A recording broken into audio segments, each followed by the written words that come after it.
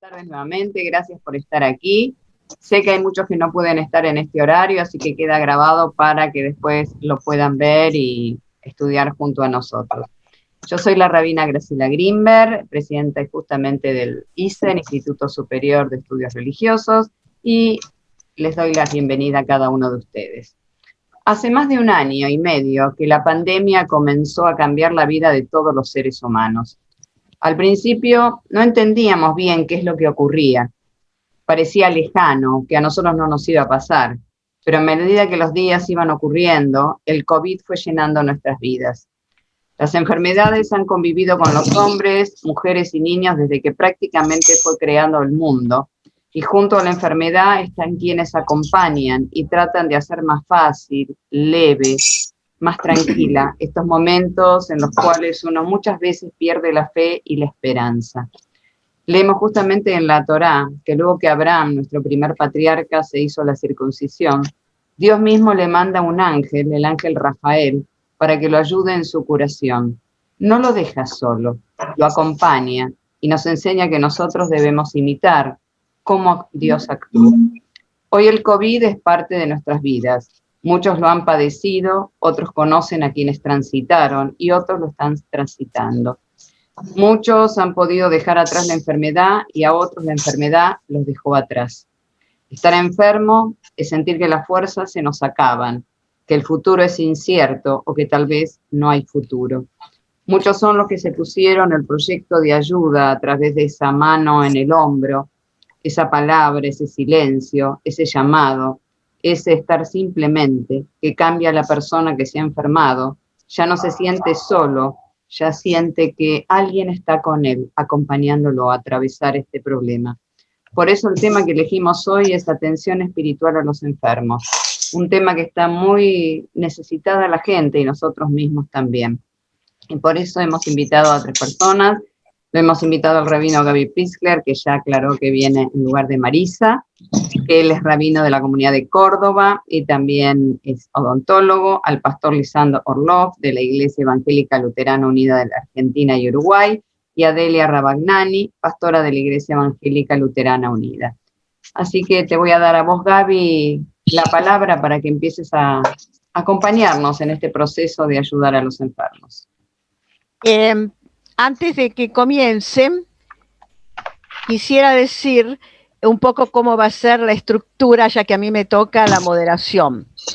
Primero hablan las 3 personas invitadas, consideramos más o menos 15-20 minutos cada uno. Luego hacemos una ronda de preguntas o consideraciones entre todos, dado que el rabino, creo que según entiendo se tiene que retirar, la parte correspondiente al judaísmo la va a contestar Graciela Grimberg. De modo que tenemos entonces en primer lugar al rabino que se va a referir a cómo se atiende a los enfermos tanto desde el punto de vista de las fuentes religiosas como en la práctica en su comunidad. El pastor Lisandro Orlov, que va, sí, a continuación, se va a ocupar de mostrarnos los problemas que hay cuando las personas infectadas, en este caso de COVID, pero también de otras enfermedades, tienen, como el SIDA, tienen un problema de discriminación inconsciente muchas veces, pero real.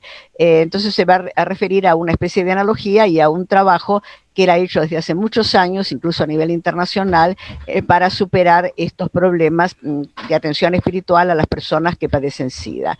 En tercer lugar, la pastora Delia Rabagnani, que tiene una larga trayectoria docente en colegios primarios y secundarios de su comunidad luterana y que es también capellana.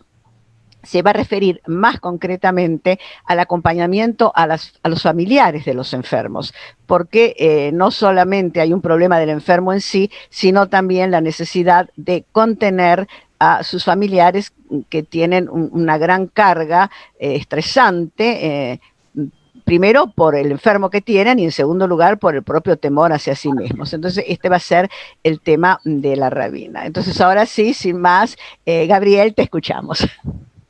Muchísimas gracias a todos y en los deseos de shalom, de paz y de brajá, de bendición y de briut, de salud para ustedes y sus seres queridos y sus congregaciones también.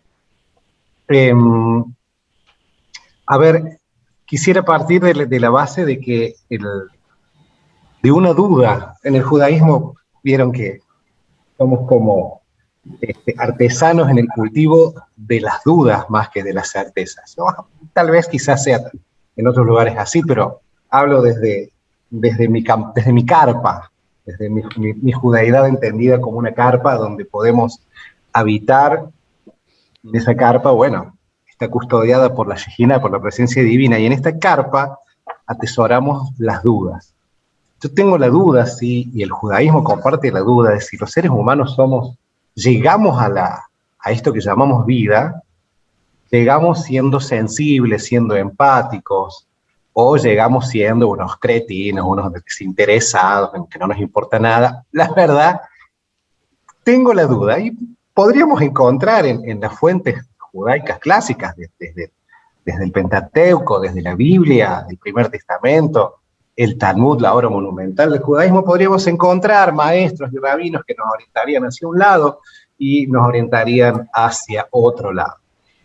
Pero bueno, por las dudas, no dejamos, si es que venimos siendo unos desconsiderados, lo que intentamos hacer. Entiendo que todos los aquí presentes, cada uno desde su propia fuente, de sus propios manantiales de sabiduría acumulada en tantos miles de años, por las dudas vamos a las fuentes, vamos a los textos y tratamos de encontrar cuáles escenarios, cuáles escenas de los personajes bíblicos o inclusive desde la propia divinidad son aquellas que nos van cultivando, van dejando marquitas aquí y allá en el alma, en las emociones, en la conciencia, cosa de desarrollar empatía y sensibilidad. En ese marco, y de decenas de fuentes que podemos citar, y quisiera compartir, quisiera hablar también en nombre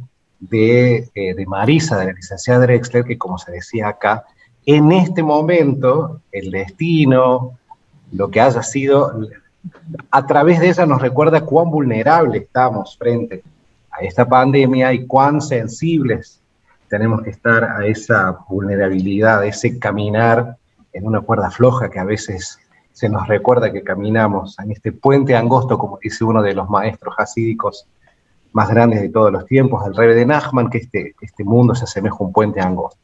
Así que en este puente angosto, Marisa también hubiese citado esta fuente que quiero compartir con ustedes, que es una de las que tanto nos inspiran desde el judaísmo a desarrollar sensibilidad y empatía para con el jolé, como se dice, para con el enfermo. En esa fuente que está en el Talmud, en el Tratado de Sotá, el Talmud tiene 63 tratados, uno de ellos es llamado Sotá.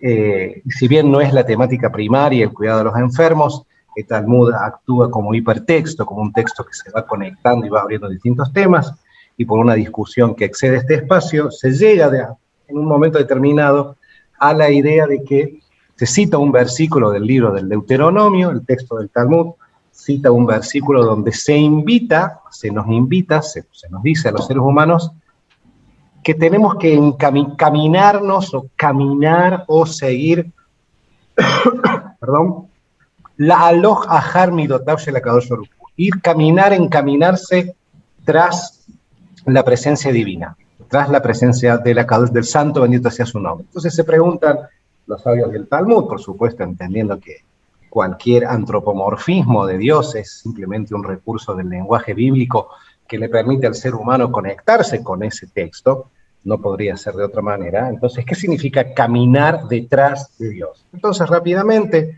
se entiende que es una metáfora, y caminar detrás de Dios significa encaminarse, emular, copiar, dejarse inspirar por las midot, por los atributos divinos, por los atributos divinos. Y esos atributos divinos, una lista de ellos son a continuación mencionados.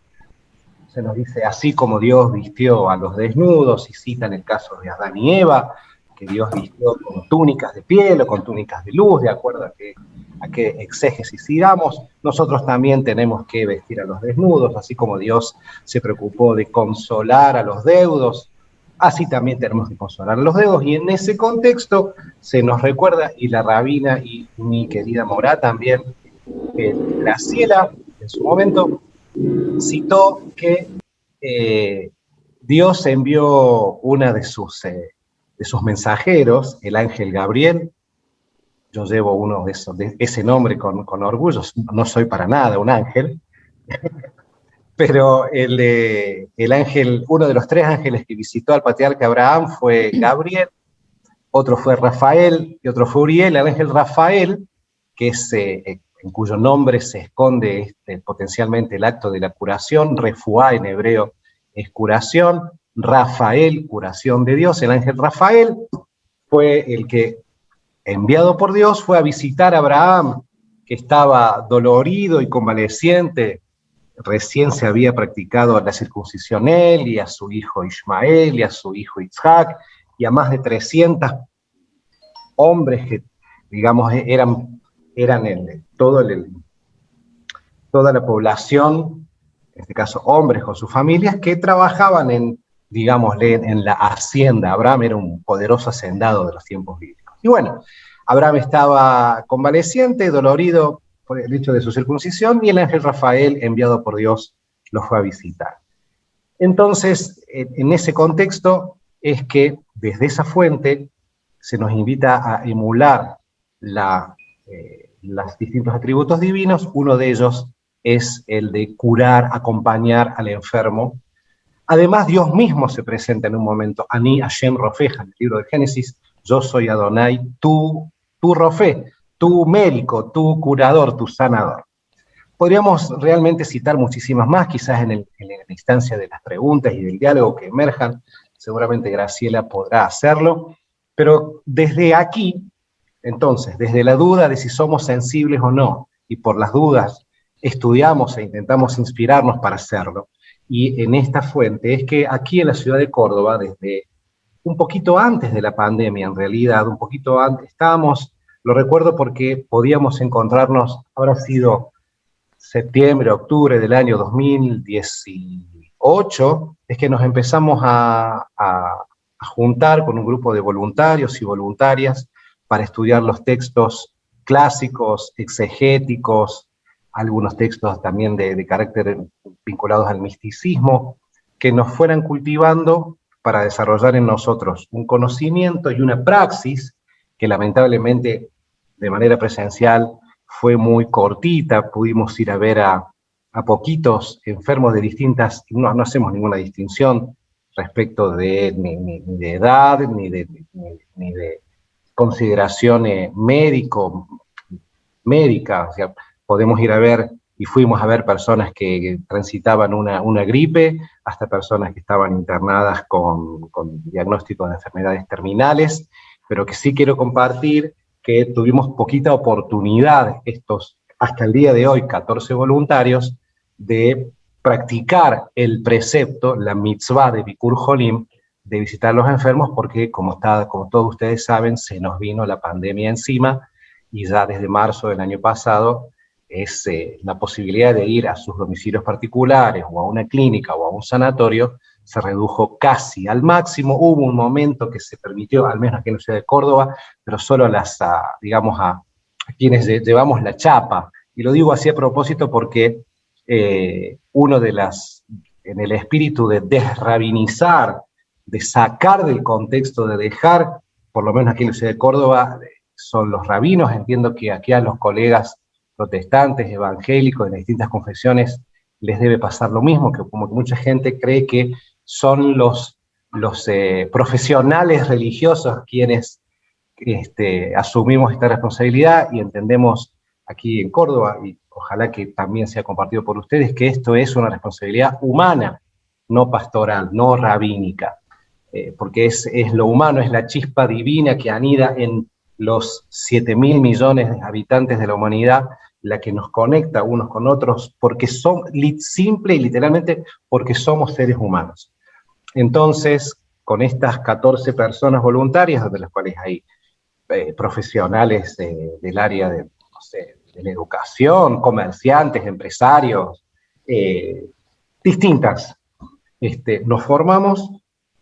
Y lo que pudimos hacer, ya para ir cerrando, contarles el caso de Córdoba, fue armar una red en la primera ola, algo similar está pasando ahora también con esta segunda ola.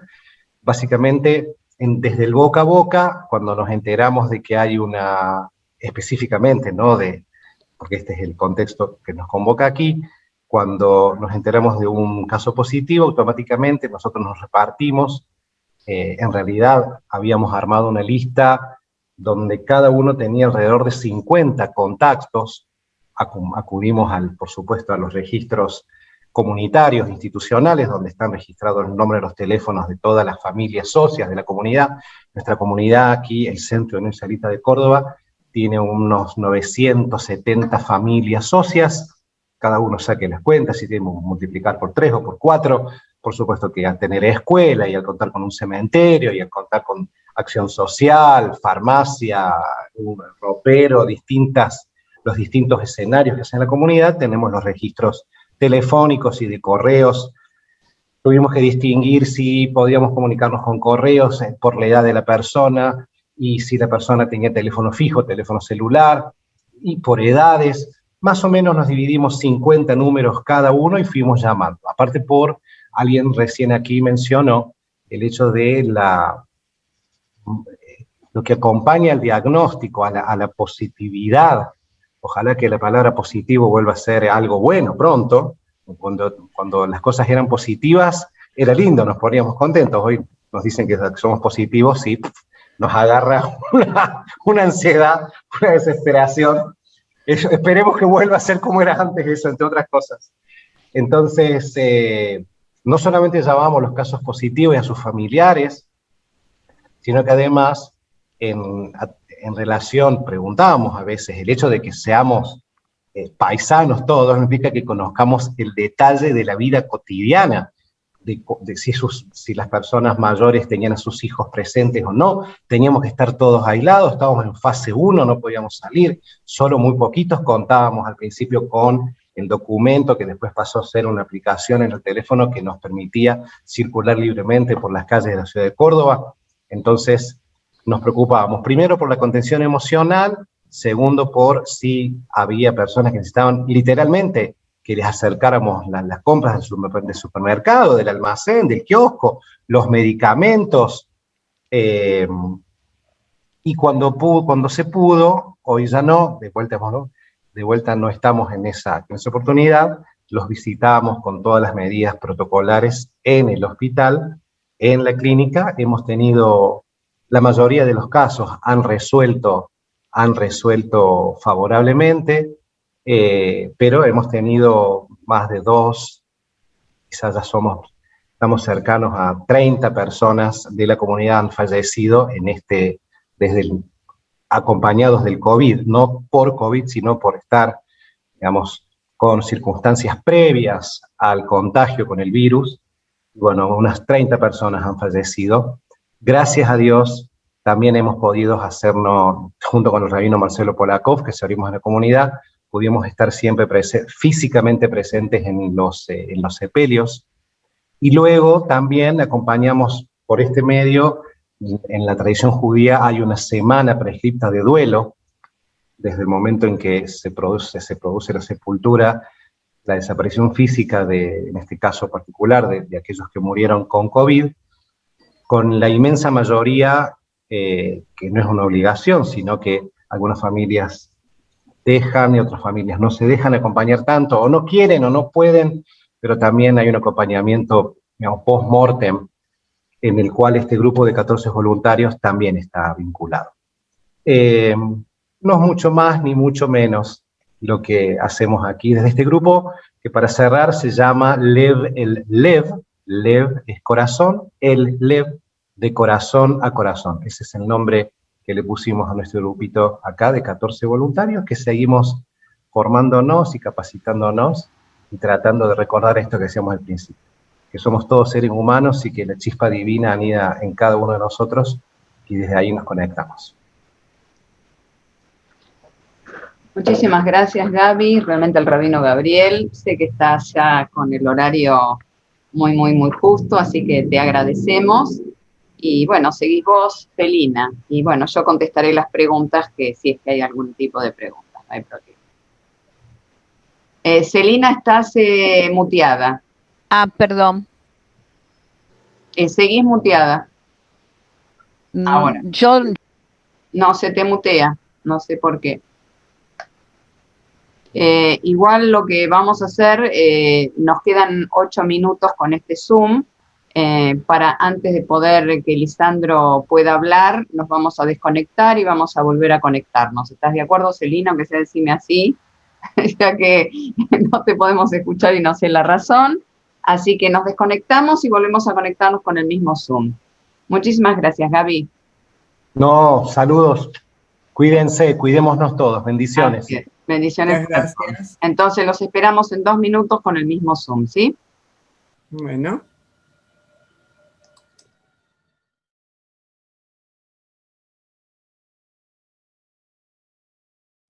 Te escuchamos a vos, entonces.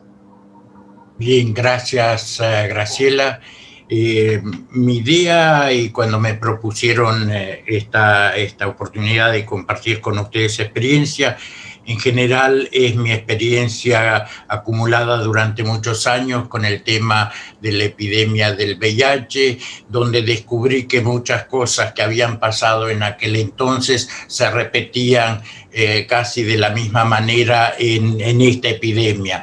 He protestado y sigo protestando que yo no soy población de riesgo, no soy una amenaza para nadie, es decir, estoy en riesgo, que es diferente, o sea, cómo el vocabulario expresa muchas veces actitudes profundas y debemos ser muy cuidadosos cómo hablamos de una epidemia. Lo mismo que en aquel entonces los transmisores, los portadores de la enfermedad siempre era el otro, la otra. Era el extranjero, el brasileño, el haitiano, el usuario de drogas. Y lo mismo ahora se ha reproducido. Siempre son los del Gran Buenos Aires los que van a transmitir, son los chilenos, son los... cerramos en forma primitiva las fronteras cuando sabemos que ya en esta aldea global no existen fronteras. Es decir, pero nos dan falsas seguridades. Es decir, cerrar fronteras nos hace pensar que entonces el virus que está del otro lado no va a venir. Y ya estamos viendo cómo los virus traspasan la frontera más allá de lo que nosotros queremos.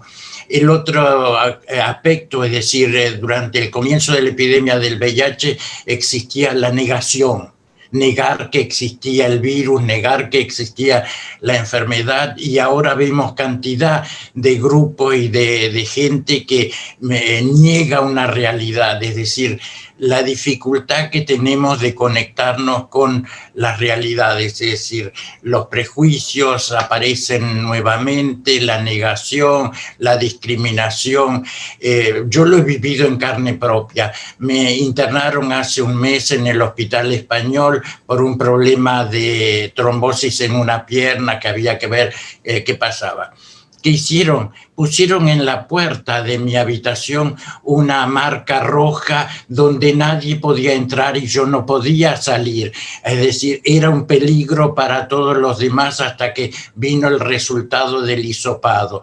Es decir, en este caso, mi experiencia es vivir desde adentro la pandemia y no como antes, que la viví casi de afuera.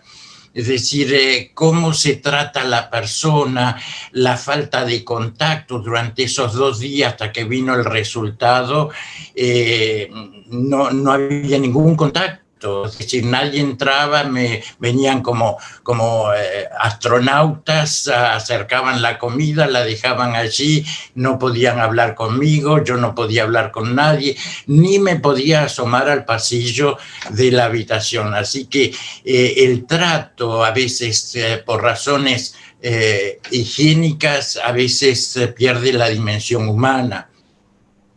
En aquel entonces y ahora, cómo he construido el acompañamiento a las personas afectadas. Y uso siempre la persona, no uso el enfermo, porque el virus no puede quitarle a la persona su identidad de persona. Es decir, hablo de la persona que está afectada, la persona que está infectada, pero siempre enfatizo persona.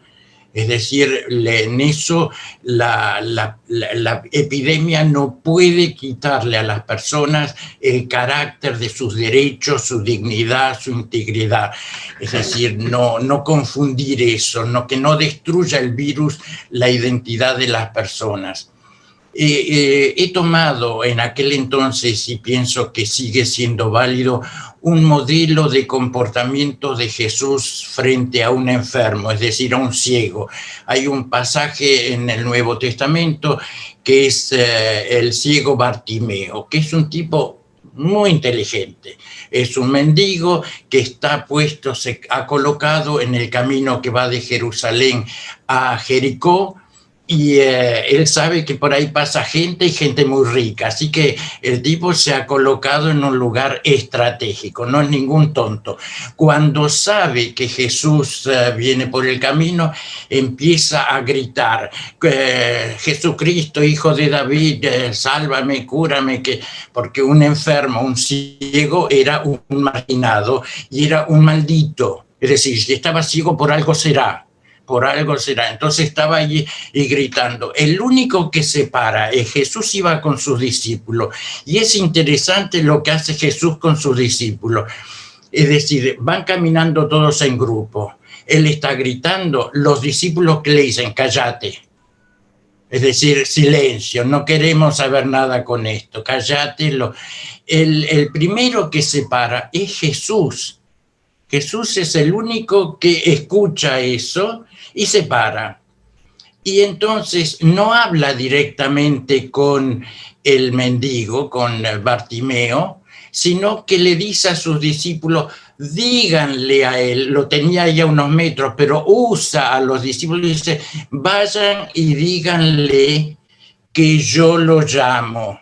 Es decir, lo primero que hace es cambiar Jesús, no al ciego, a sus discípulos. Los primeros que cambian, que tienen que cambiar frente a esto, son sus discípulos. Entonces, del discurso de cállate a él te llama, no nosotros, él te llama. Entonces, yo creo que acá está pastoralmente, uso la palabra como el rabino, pastoral somos todos, no los pastores. Es decir, esto es un tema comunitario. Entonces, Jesús le hace una pregunta que pastoralmente tiene que ser nuestra pregunta al aproximarnos a una persona con enfermedad, cualquier enfermedad. Decir: ¿qué puedo hacer por ti? Jesús sabía lo que le pedía, sabía lo que tenía que hacer, pero no lo impone. No hay un discurso autoritario, no se impone a la otra persona, no hace proselitismo. El centro no es Jesús, el centro es Bartimeo. El centro es la persona que queremos acompañar en cualquier circunstancia. Entonces le dice: ¿qué quieres que haga por ti? Y esa es nuestra pregunta permanente. Y entonces, por supuesto, el hombre le dice: quiero ver. Se produce el milagro, este hombre ve y le dice: bueno, vete. No, él no obedece a Jesús, lo sigue, se pone es decir, muchas veces en nuestro acompañamiento tenemos que tener una creatividad que muchas veces transgrede las reglas de nuestras comunidades. Estaba escuchando el tema de las personas de identidad trans, que fue una de las grandes desafíos que tenía en el hospital, encontrarme con personas de identidad trans. Que eso de mujeres me gustaría hablarlo en otro momento, porque yo tengo una posición muy especial frente a las personas de identidad trans, y también digo personas de identidad trans. Esto es un vocabulario interesante de utilizar. Entonces, Jesús transgrede las cosas, lo toca. En la Biblia, en el Antiguo Testamento, no se podía tocar a un enfermo porque era contaminante. Y hace un montón de cosas. Me encanta la forma en que Jesús toca. Tendríamos que tener la teología del toquete, es decir, realmente Jesús con sus manos desafía todos nuestros miedos, prejuicios y discriminación. Las manos de Jesús son estupendas, son las grandes maestras de nuestra formación de una pastoral. Que además a veces hasta dónde llega nuestra libertad. Cuando empecé a ir al Hospital Muñiz, frente al Muñiz hay lo que era un campo, hoy se llama Plaza Meguino, pero era el cementerio de 1871 de la fiebre amarilla, que ocupaba también parte de lo que es el cementerio, el Hospital Muñiz. Y en el medio hay un monumento para todos los médicos, enfermeros, sacerdotes, monjas que murieron en esa epidemia ayudando a los enfermos. En este caso, nuestro miedo es mayor que nuestro compromiso. Es decir, ese es un desafío que tenemos que preguntarnos. Si queremos hacer acompañamiento a los enfermos, ¿cómo? Es decir, nuestro miedo nos puede paralizar. ¿Cómo vamos a actuar? No queremos ser mártires, pero tenemos que tener un equilibrio en nuestra forma de aproximarnos, no ser oportunistas, no querer imponer nuestro mensaje. Nosotros como acompañantes no somos el centro de la acción. El centro de nuestra acción es la persona que queremos acompañar. Y la primera pregunta tendrá que ser, ¿qué puedo hacer por ti? Y la persona nos va a decir, me acuerdo el primer paciente, uno de los primeros pacientes, le digo, ¿qué puedo hacer por ti? Mira, podría llamar por teléfono. Yo pensaba que iba a ser el héroe del SIDA, iba a ser el gran mártir y qué sé yo cuánto. Lo único que me pidió, anda a llamar a mi esposa que no sé por qué no ha llegado. Lo único que me pidió y lo único que necesitaba era un llamado telefónico. Y eso fue lo que hice, o sea, las necesidades del otro es lo importante. Es decir, la gente tiene necesidad ellos de hablar, no nosotros. Nosotros tenemos un poco que borrarnos, de acuerdo, es decir, como decía el rabino, quitarnos los títulos que nos diferencian y nos apartan de las personas. Una de las primeras cosas que aprendí en el acompañamiento es renunciar a mi título de pastor. ¿Quién soy? Lisandro, un voluntario del hospital, porque el título te protege. Me acuerdo con las personas de identidad trans. Estaba en una sala común y yo me acerco a una persona, una de las primeras personas de identidad trans, me acerco, me siento, hablamos. Cuando me despido veo que toda la sala me estaba mirando. ¿Cómo me despido ahora de esta persona, de identidad trans? Agarré, la abracé y me dije, bueno, hasta la próxima. Y a partir de ese momento pasé a ser el amigo de la persona trans.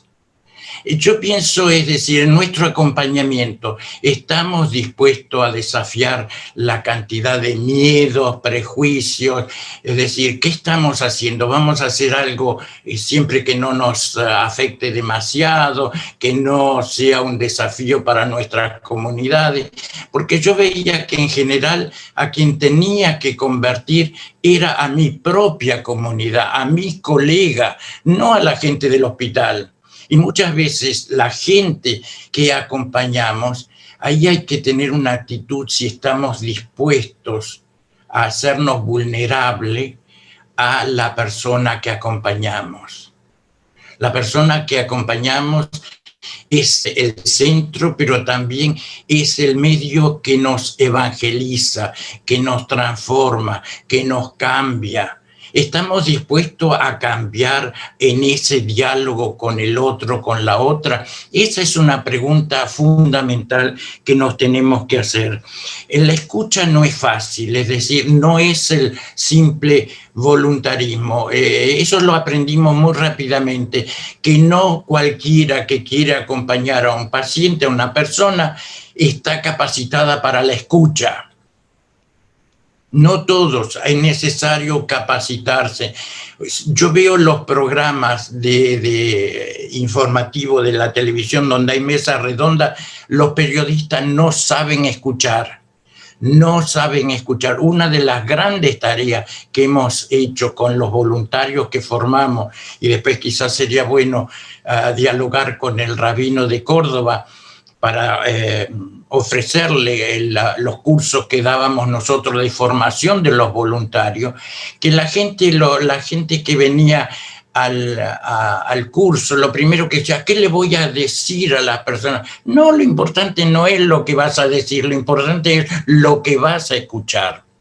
Y una escucha sin discriminación, una escucha que no estamos llamados a juzgar. No estamos llamados a juzgar a las personas que acompañamos, a ninguna. Es decir, estamos acompañando para comprender la situación de la otra persona y acompañamos el título de esta cosa espiritual. Yo diría un acompañamiento integral. Yo no acompaño solo el espíritu. No la divido a la persona, no, esto es físico, entonces no, es decir, la persona es una totalidad, es integral, un acompañamiento integral a la persona en esta situación.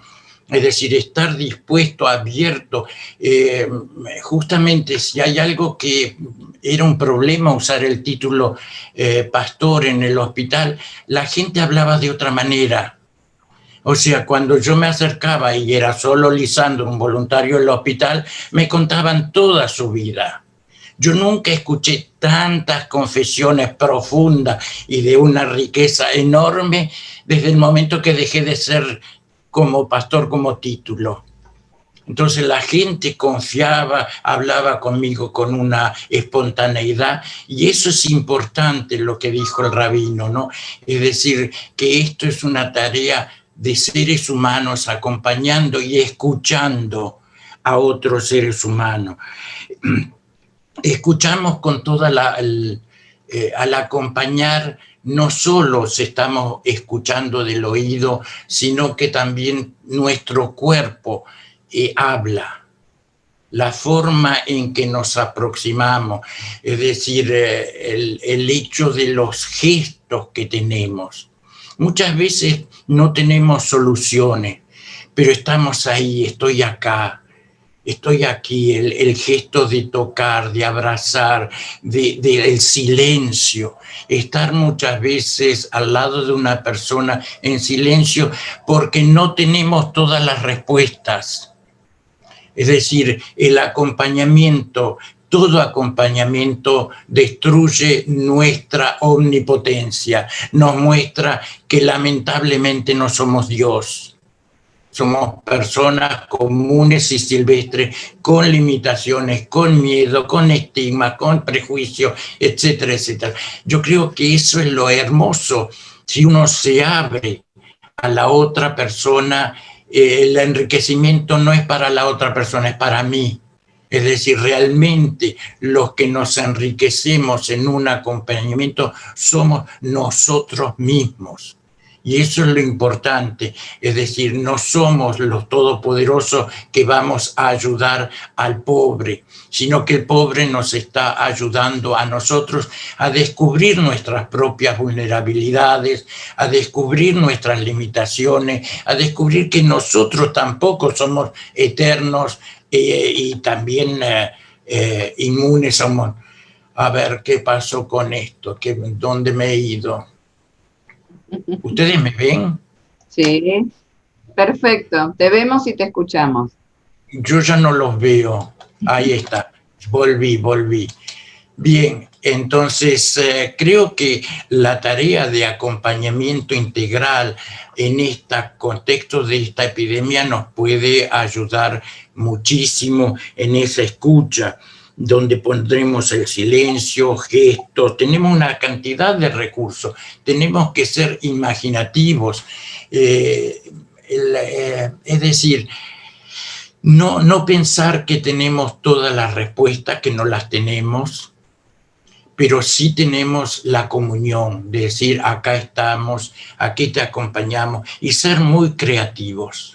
El gran desafío es ser creativo. Es decir, me acuerdo haber ido al hospital, en aquel entonces la mayoría de los afectados internados eran jóvenes, varones. Llego un sábado a la noche, imagínense lo que es una sala de hospital un sábado a la noche con un montón de jóvenes. Entonces digo, bueno, vamos a hacer algo, ustedes me van a llevar a pasear. ¿A dónde? A ver, imaginemos. Entonces ellos armaron, discutían, había un lugar que en Constitución se llamaba Cachaca. No, a Cachaca no lo podemos llevar a él, tenemos que llevarlo a este otro lado porque en Cachaca van los borrachos y esto, y no discutían, es decir, simplemente una propuesta, ustedes me van a llevar a pasear. Estaban todos en la cama, estaban todos, era imposible, pero era la imaginación, una propuesta a las personas que le cambió, es decir, el hecho de que nuestro acompañamiento sea un recreo para la persona, que no siga pensando en el virus. Yo ya estoy harto con todo lo que me hablan en la televisión del virus de acá, del virus de allá, de la cepa de acá, de la cepa de allí, etcétera, etcétera. Nosotros no podemos. Una de las preguntas que tenían prohibido nuestros acompañantes hacer al llegar al hospital es: ¿cómo estás? Esa pregunta se la hace todo el mundo y siempre va a responder: tengo fiebre, esto. Tenemos que sacar a la persona de eso y mostrarle que la vida sigue siendo amplia, rica y diversa. Entonces, empezar a hablar de otros temas, aún de las nuestras, es decir, a veces he llegado al hospital y he dicho: estoy muy cansado, no voy a hablar, vos tenés que hablar por mí. Y la participación, la riqueza del acompañamiento de las personas hacia mi persona era maravillosa, es decir, que esos son las partes de cómo, de qué manera nos aproximamos como personas que también somos tan vulnerables como la persona que queremos acompañar. Y ese descubrimiento nos hace maravillosamente humildes, nos hace abiertos a cantidad de situaciones. Podemos seguir hablando horas y horas de lo que yo he aprendido en este acompañamiento y espero que esta experiencia de acompañar, de intentar acompañar a personas que están viviendo esta epidemia también sea una riqueza para usted, una riqueza de vida, que al pasar la epidemia digan: esto yo cambié. Al escuchar la historia, al escuchar los miedos, al escuchar a las personas, sean nosotros los que nos convertimos en seres humanos mucho más amplios y más ricos. Hasta acá llego, dejo después para la charla. Muchísimas gracias. La verdad que, no sé ustedes, yo seguiría escuchándolo por horas, porque realmente en estos pocos instantes nos has enseñado muchísimo. Muchísimo. Graciela, no le digas eso a un pastor porque puede cumplirlo. No. Gracias, Graciela. Bueno, a ver, Celina, ¿cómo seguimos? No te escuchamos, Celina. Seguís, no, estás muteada, ahí estás. Se te mutea, no sé por qué. Bueno, pueden ocurrir dos cosas, o nos volvemos a, cerramos y volvemos a entrar para que Delia pueda hablar con tranquilidad, porque si no tengo miedo que en el medio se corte. ¿Ok? Perfecto. En 5 minutos nos volvemos a encontrar. ¿Sí? Perfecto. Hasta Bárbaro. luego. Hasta luego. Se acercaban en la presencialidad y bueno, esto de no hay recetas, ¿sí? No es que se sientan a escuchar, sino que nosotras escuchamos. Como dije, es una actividad completamente a la actividad propiamente eclesial, pero la pandemia, también lo han dicho los hermanos que me antecedieron, nos enfrentó a que la vida se ha trastocado para todas y todos, ¿no es cierto? Se trastocó los espacios, se trastocó los tiempos, es decir, el tiempo de los espacios de afuera y de adentro, qué es afuera y qué es adentro, estar frente a las pantallas y no tener paredes, con todo lo que significa también en la escucha.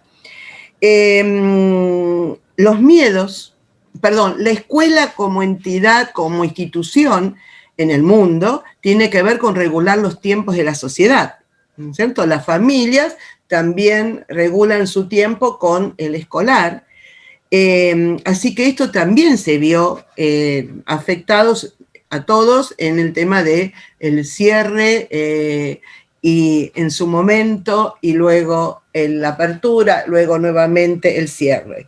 Aparecieron los miedos, los temores, el encierro, el desánimo, el desaliento, el dolor, la falta de socialización, de estar en el patio, de poder jugar, de poder conversar, de poder abrazarnos, para las niñas, niños, jóvenes, el abrazo, ¿no es cierto? Es tan significativo. El estrés, el poder manejarnos entre el equilibrio laboral y personal, esto que decía que no tenemos tiempos, no hay tiempos, esto también nos afectó. Antes podíamos decir, yo trabajo entre comillas de tal hora a tal hora, eso no ocurre. El incremento de situaciones de violencia, las incertidumbres, las certezas, todo esto nos atravesó a todas y a todos, y también a nosotras y a nosotros como agentes pastorales, que somos toda la comunidad. ¿A qué nos desafió esto? Bueno, nos desafió algo que también se habló, ya lo veníamos haciendo, entender el ser humano en su integralidad. A veces debatimos, y el año pasado se debatió mucho sobre esto, y este año se vuelve a debatir. ¿Es lo importante la presencialidad o es lo importante el cuidado de la vida? ¿Hasta qué punto? Y también hay diferentes situaciones y diferentes lugares. Es decir, pero aparece esto. También la pandemia nos afectó en mostrar aquí en el mundo las grandes desigualdades. Nosotras, es decir, en el nivel superior de nuestra escuela, con 2 carreras de formación docente, un serio problema con la conectividad, lo que significaba, especialmente con las y los estudiantes de nivel superior, de estas 2 carreras, lo que significaba. Y también hasta el miedo a hablar. En clases donde antes tocábamos temas naturales de sexualidad, de violencia, de cuidado, en el ámbito del aula había un diálogo. En el ámbito del Zoom, ese diálogo se cortaba. Bueno, Lisandro estuvo dando compartiendo un taller, encuentro con nuestras estudiantes, y puede ver esto. Es como que hay miedo de hablar porque están los otros y las otras.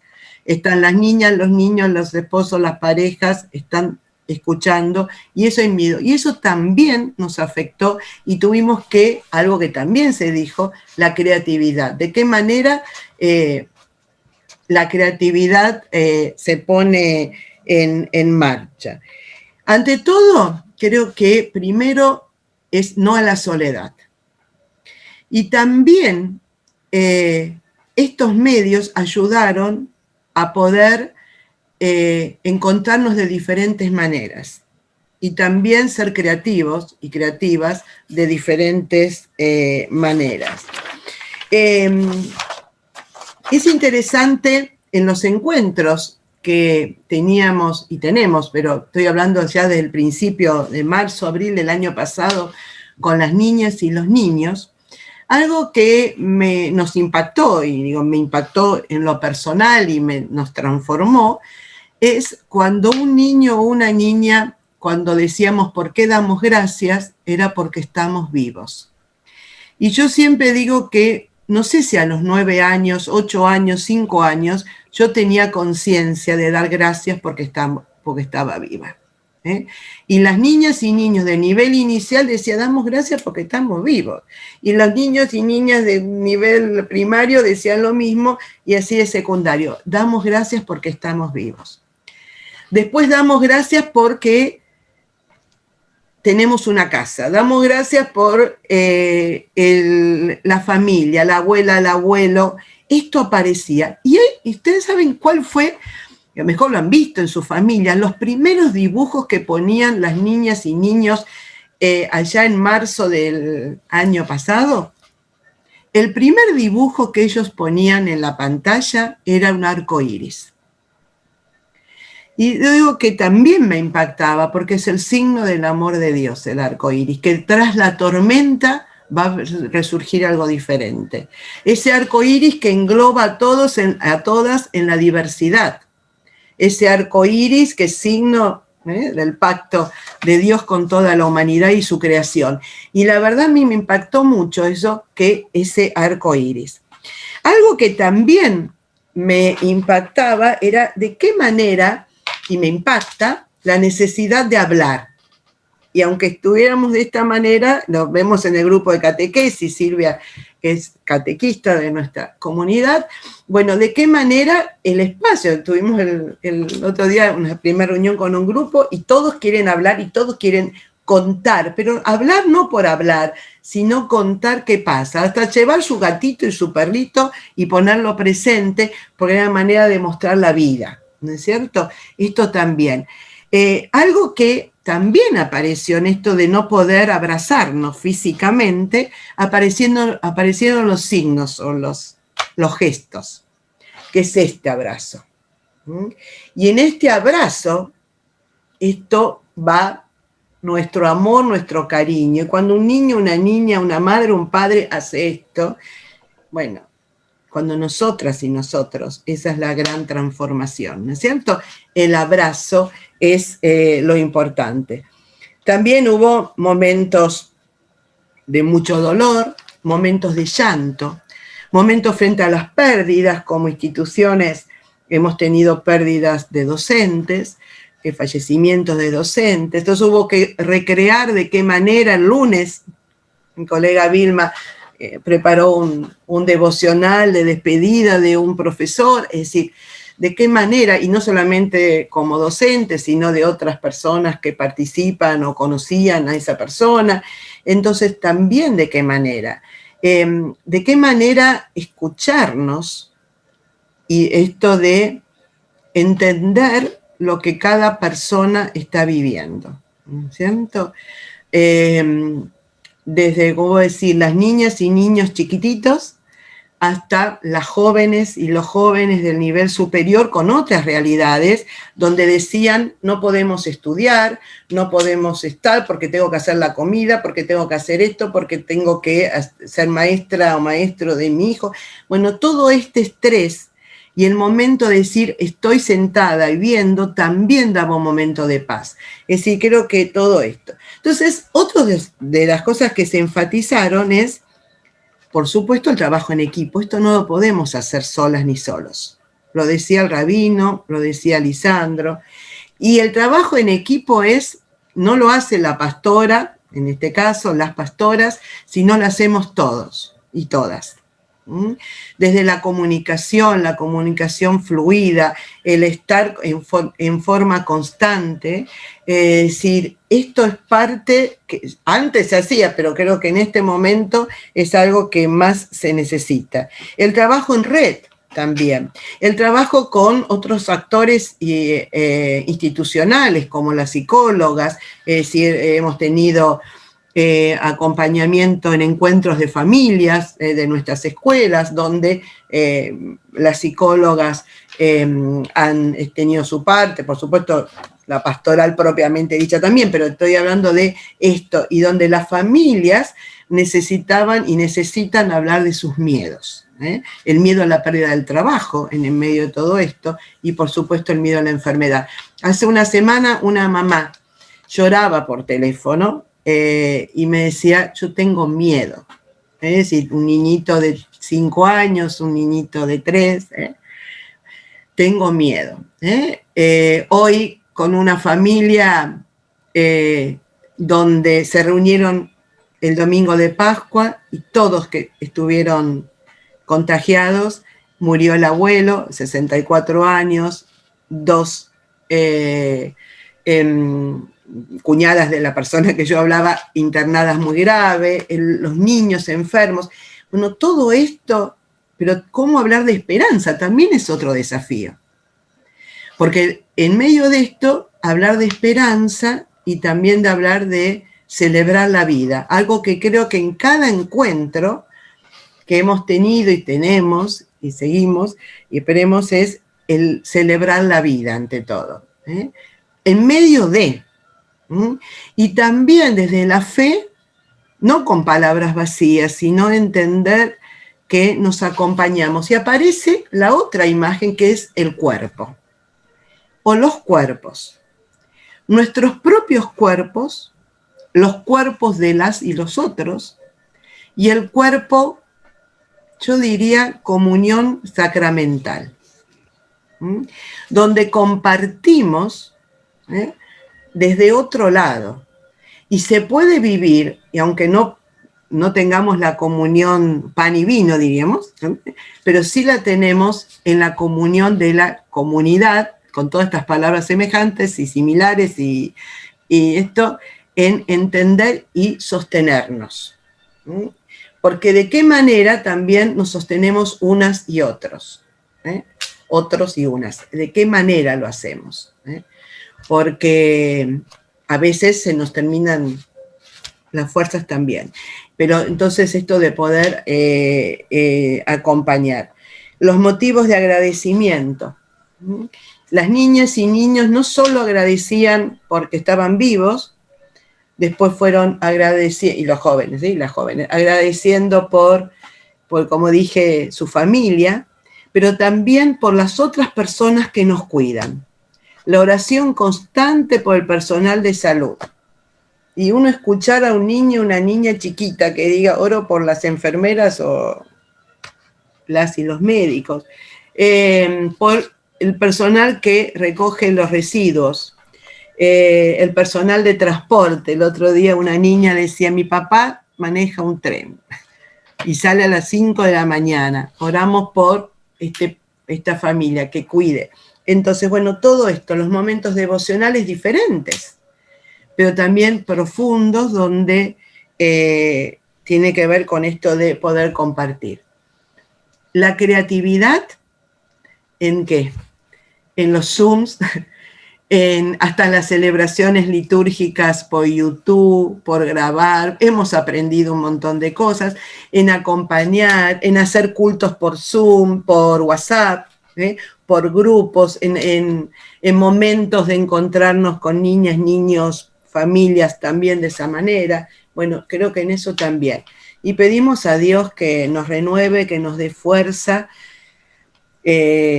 a todos y a todas, que nos sostenga en una tarea que no podemos hacer, como dijimos, solas ni solos.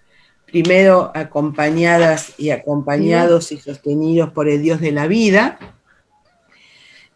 por esta que decía el rabino, el deseo de salud, de shalom, y también por el Dios que se nos da, también se encarna en el que está sufriendo, en el sufrimiento, en el sufriente, en las sufrientes, en el dolor. Y creo que esta es parte de la tarea y que bueno, estamos trabajando y pidiendo que podamos hacerlo desde nuestras propias realidades y con nuestras propias limitaciones, pero ante todo en esto de vivir como cuerpo y en comunión unos y otros. Así que, preguntas, por supuesto. La verdad que yo los escuchaba a cada uno, ¿no? A Rabino, a Lisandro, a Delia, y me emociona. Me emociona realmente el trabajo que se hace, que frente a un problema global, mundial, cada uno desde su lugar está poniendo su granito de arena. Y me parece y que lo está pasando a los demás, y nos estamos uniendo. Y me parece que esto es lo lindo de todo, ¿no? Aprender que, bueno, las cosas están, la pandemia está viviendo con nosotros. El tema es cómo reaccionamos frente a ella, de manera positiva, de manera negativa, qué es lo que hacemos frente a esto. Me parece que la respuesta en general es: vamos a trabajar para que esto pase, vamos a acompañar a la gente, vamos a acompañarnos a ellos y a nosotros mismos, porque también, como ustedes dijeron, todos estamos asustados. No es que nos pasa por al lado esto. Todos tenemos a alguien que falleció, alguien que está internado, alguien que está enfermo, alguien que no tiene trabajo, alguien que está solo, todos. Bueno, cada uno de nosotros nos pasa eso, y al acompañarnos, bueno, sentimos que la fuerza del otro la tenemos nosotros y nosotros le damos, y podemos caminar desde otro lugar. Me parece que eso es lo importante. Qué bueno. No sé vos, Elina, desmuteate. Desmuteate. Estás muteada, Estás muteada y no, ahora. Me parece excelente las tres participaciones, porque coinciden en lo que también desde ISER intentamos hacer, es decir, juntarnos para darnos fuerza entre todos. Y particularmente lo que dijo Delia con respecto a transmitir dos cosas: un mensaje de esperanza y un mensaje de gracias.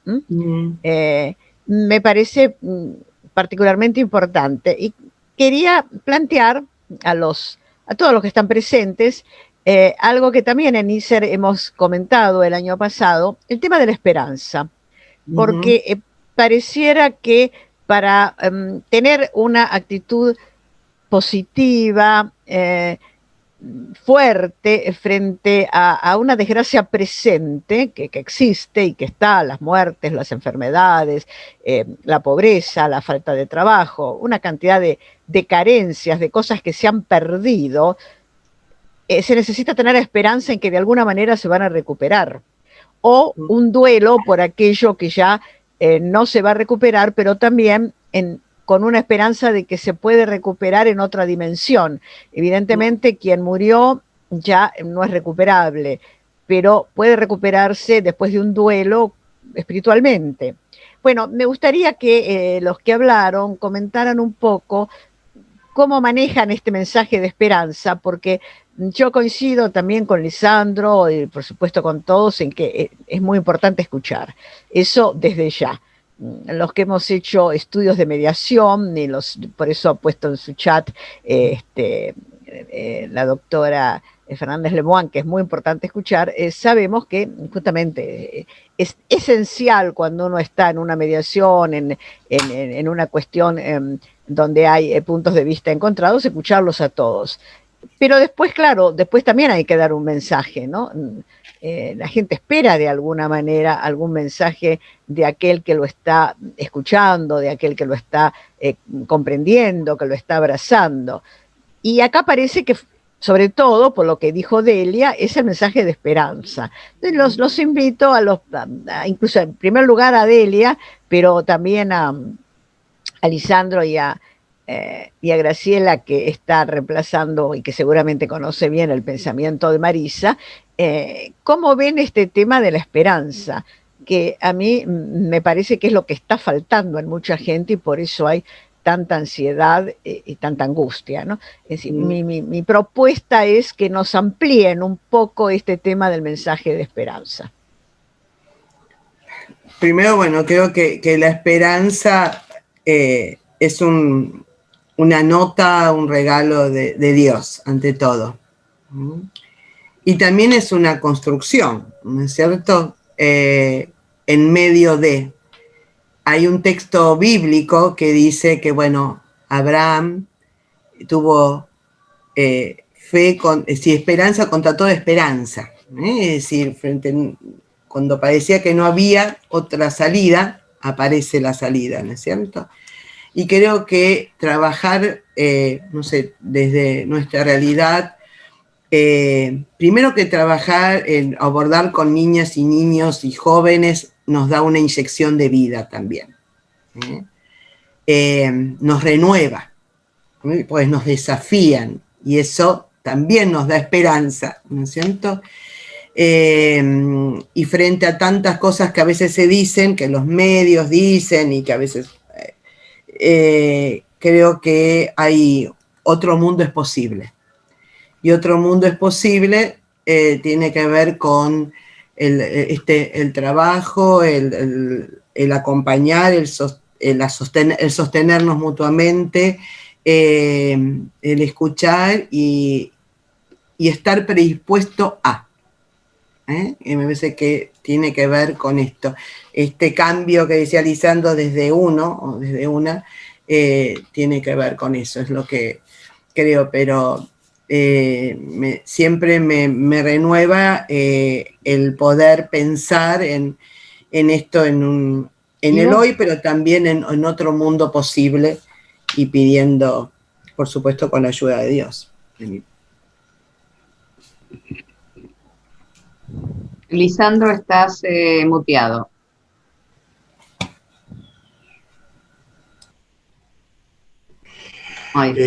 Mira, yo voy a ser muy cruel. Es decir, no me gusta como autor transmitir esperanzas bobas. O sea, me gusta fundamentar, y muchas veces lo único que puedo hacer es la esperanza de que yo estoy a tu lado. No me gusta dar respuestas fáciles, fantasiosas. Creo que muchas veces tenemos que enfrentar las realidades. Me gusta, yo estoy haciendo un trabajo de un relevamiento casi tumba por tumba en el cementerio de La Recoleta, y encontré la de Hilario Ascasubi. Empecé a ver quién era Hilario Ascasubi, que había escrito. Dice: las cosas no son como son, las cosas son como somos. Es decir, nosotros le damos sentido.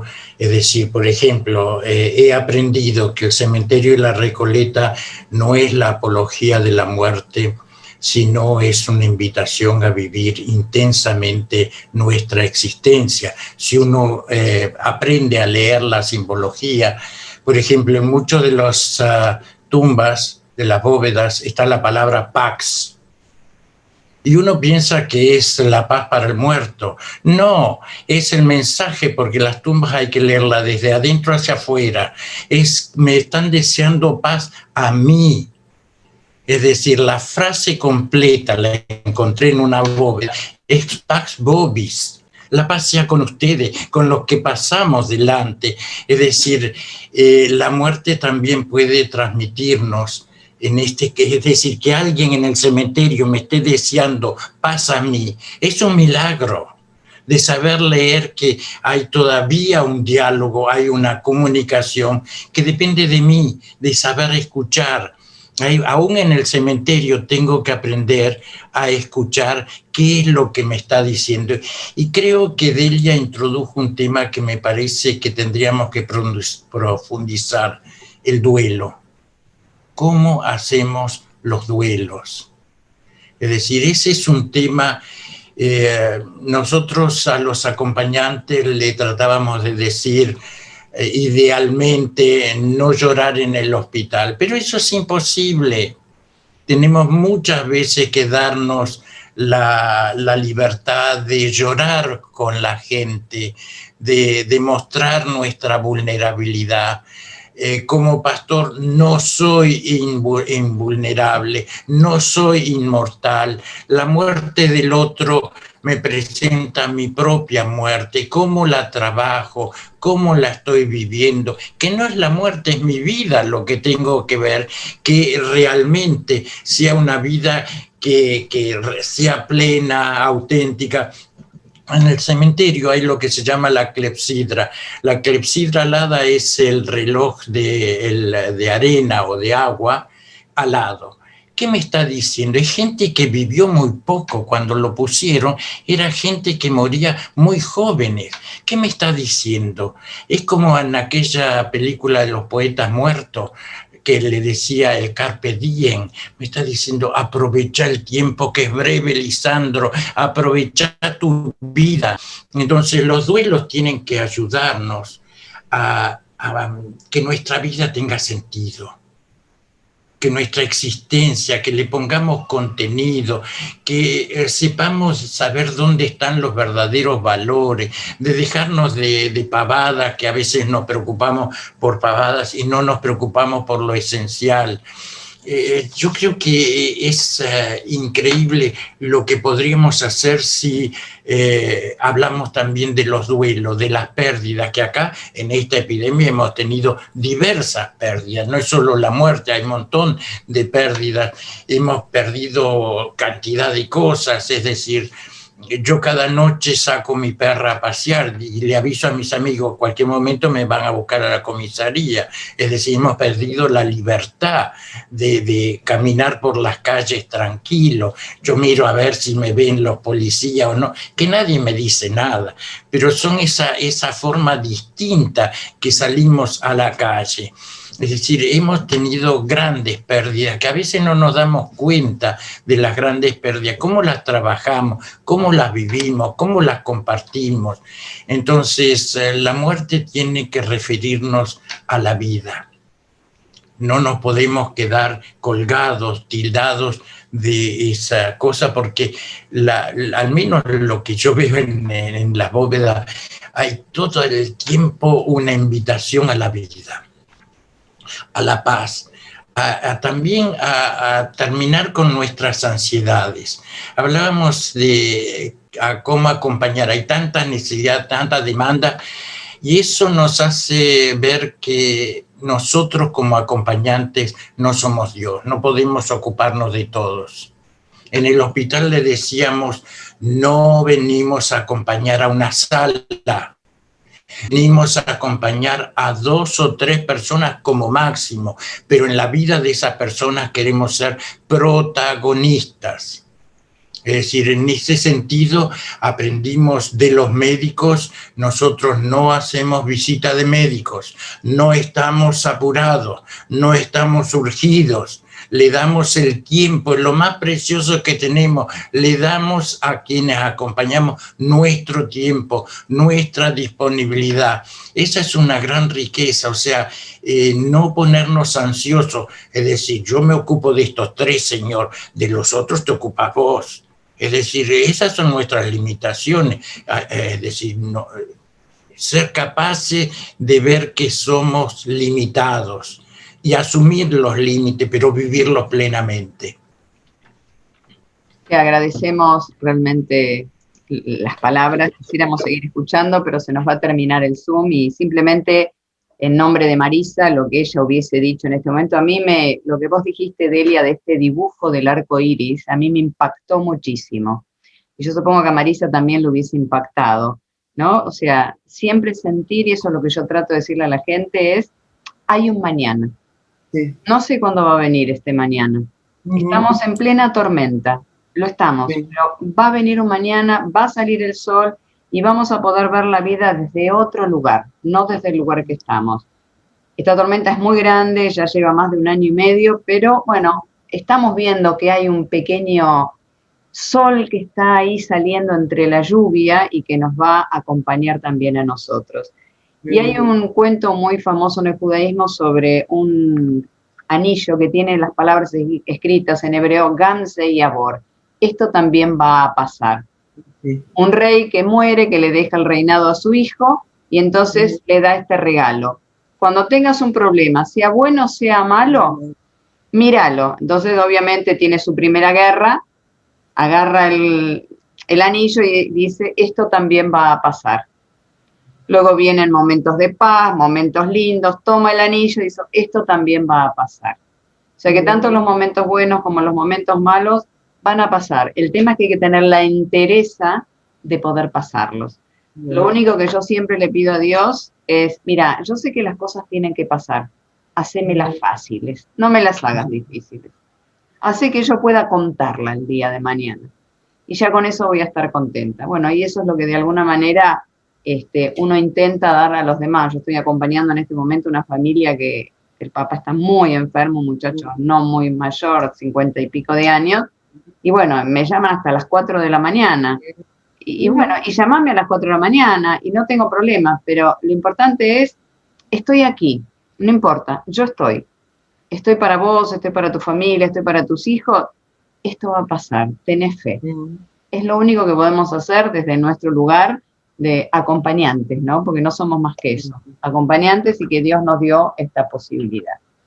Así que, Celina, te doy a vos para que hagas el cierre, pero desmuteate. Así. Si no te desmuteás, a ver. No, no se puede desmutear.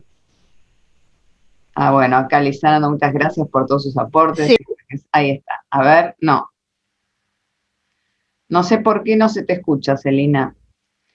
Bueno, si Celina no puede, voy a agradecerle yo a cada uno de ustedes, porque realmente creo que fueron momentos especiales, únicos, y que nos han enseñado mucho, y esto es lo más importante, ¿no? Aprender de la acción del otro. Y creo que a eso venimos, ¿no? Aprender a compartir cuáles son nuestras experiencias, cuáles son nuestros errores y cuáles son nuestros aciertos, porque evidentemente en el camino seguramente nos hemos equivocado en algo, pero también hemos aportado mucho a los demás y a nosotros mismos. Y creo que esto es lo que nos enriquece a cada uno de nosotros. Así que desde el ISER les quiero dar las gracias en nombre de Celina, en el mío, bueno, a cada uno de ustedes por haber compartido desde el corazón, que es lo más importante, es lo que sentimos, por lo menos lo que yo sentí. Así que muchísimas gracias. Muchas gracias. Y hacemos lo que hacen los niños. Me parece muy bien, todos nos abrazamos virtualmente.